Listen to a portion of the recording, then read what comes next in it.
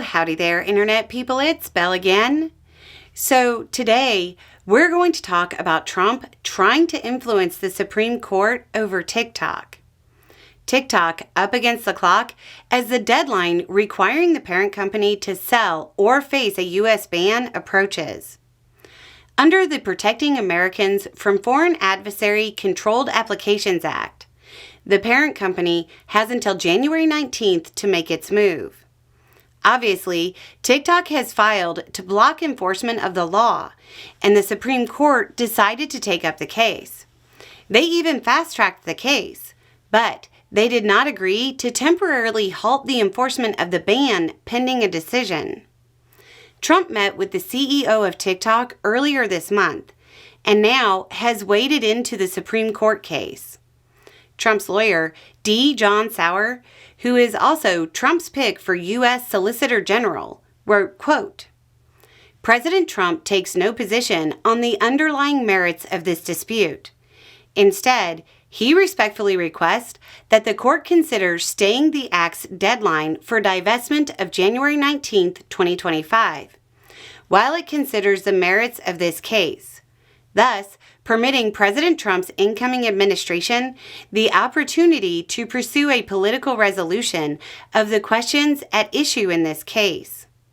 He goes on, "Trump alone possesses the consummate deal-making expertise, the electoral mandate, and the political will to negotiate a resolution to save the platform while addressing the national security concerns expressed by the government." It's interesting because the law in question was a bipartisan piece of legislation that has been signed into law. There's not much negotiating to be done. The law will have to be struck down by the court or repealed by an act of Congress. The U.S. government position is that, quote, "TikTok collects vast swaths of data about tens of millions of Americans." It also suggested that China could use the platform to covertly, quote, "advance its geopolitical interests and harm the United States by, for example, sowing discord and disinformation during a crisis."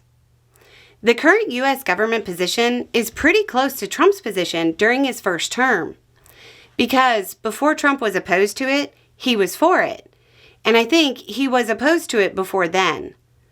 During his first term, he signed an executive order effectively banning TikTok. Trump's ban was rejected in the courts, which ultimately led to the legislation currently in question. Looking at the schedule the court has, his request for a stay of enforcement is kind of irrelevant. Currently, it looks like the court plans on hearing arguments more than a week before the deadline set by the law. The current court could easily stop enforcement if it felt the need.